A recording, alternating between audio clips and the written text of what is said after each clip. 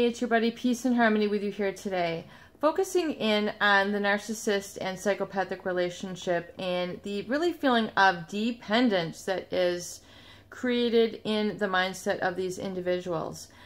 These individuals, manipulators, exploiters, control freaks, power freaks, they really do have a very profound ability to entice you, lure you in, but knock you down at the same time.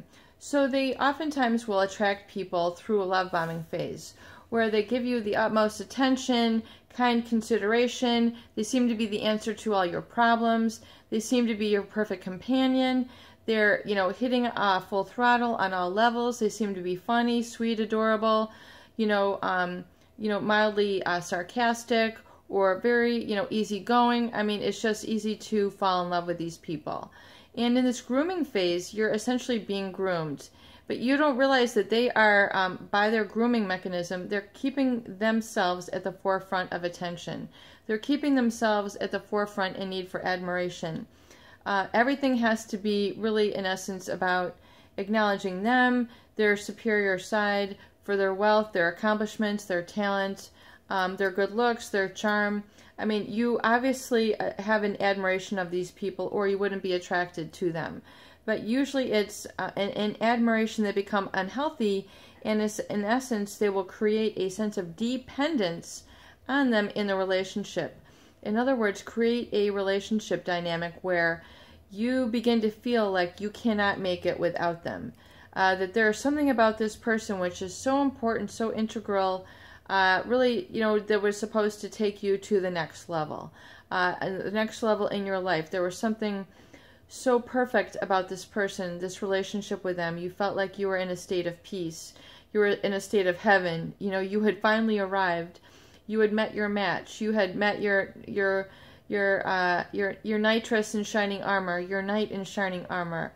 You then created a vision of the future together, where it was you and them against the world.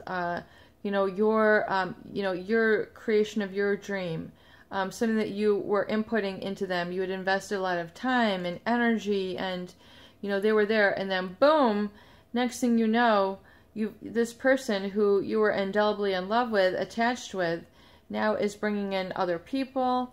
They're giving you a smear campaign. You find out that they have, fed you many lies.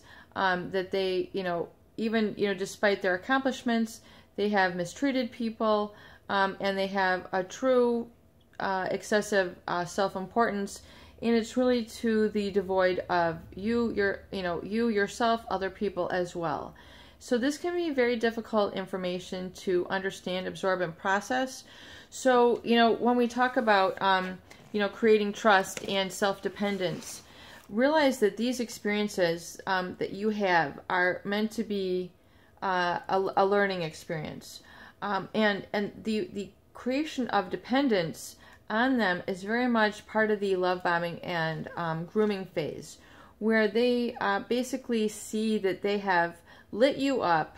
They basically see that they have, gotten your full attention, your full admiration by the things that you've said, the attention you've given them, how you've fallen into their, I don't want to say their trap, but their design, for you, if you will, their tactics, and, you have essentially accepted that role. However, then when they realize that they're in control, they have the power to promote you, demote you, remote you, do whatever, to keep you, where you don't want to be. But yet it's at the same time a state of dependence, meaning you are looking to them to fulfill your feelings, your wishes, your dreams, desires. In other words, you have a dependence now addicted on them. A dependence for feeling whole, a dependence for feeling like yourself, a dependence on them for feeling like how to run your life, when in essence you have all these abilities yourself. However, it is in the fog that they have created that you feel you cannot see this. You're not in touch with it. You're not aware of it. And oftentimes I find really people don't want to accept it. They don't want to accept that independence. They don't want to accept the narcissistic tactics as such. They want to begin to, they want to continue the dream. They want to continue the illusion. They make, being with this person for whatever reason, it makes them feel better than they are. When in essence, you are better than you are. You're better than you're thinking yourself to be. You are all these things. It's not about them. These are experiences that are actually within yourself. You have this energetic vibration. You have this experience. It's not about them. It's something that you have within yourself. It's a permission-based experience. And when you can realize that it's the narcissist and psychopath's ploy to have you feel less than through the devaluation and discard, that you then, feel like you're depending on them for your self-esteem, for your future experiences, and you don't want to let this go. Well, of course, naturally, you've had these incredible experiences with this person that has been unique from anyone else. Oftentimes, if you look at what has been so extraordinary in their relationships, it's because this person, in essence, has, taken you to new levels. They were risk takers. So if you really break it down, which, we need to do here, guys, we need to break it down and say, okay, what was it that was so, irreplaceable about this person? Oftentimes it's the fact that they were maybe a risk taker. Maybe that they lived life a little bit dangerously. They, were able to make you forget about yourself. Check out of your own life for a while. In essence, they got you to, basically forget about reality, and oftentimes, they were in essence an antidote to your pain. They were the answer to your pain. But yet, it's very important that, yes, other people can help you work through your pain. But when you talk about relationships where, you're trying to heal certain things, be very, very careful of the experience of the narcissist or psychopath to take you on, in an intimate relationship, because of the nature of a character disordered person who will turn your very weaknesses against you. So in a healthy relationship, you'll be able to discuss things. They'll be interested in you. They'll say, oh, wow, I didn't realize this about your past. Tell me more about that. What happened? How were you raised? What went on? Where were your parents? What was your school like? What was your neighborhood like? And they'll get to know a little bit about your experiences, and then have empathy and compassion, and then embrace that very aspect about you, and really, tend to love that very ability about you, or that experience in your past, or your history, your identity, and then being able to say, oh wow, that's incredible, and then take you guys both to the next level, but do it with a sense of empathy. So realize that the narcissist and the psychopath do not have this empathy. They do not have the ability to reflect back your true self, your true experiences.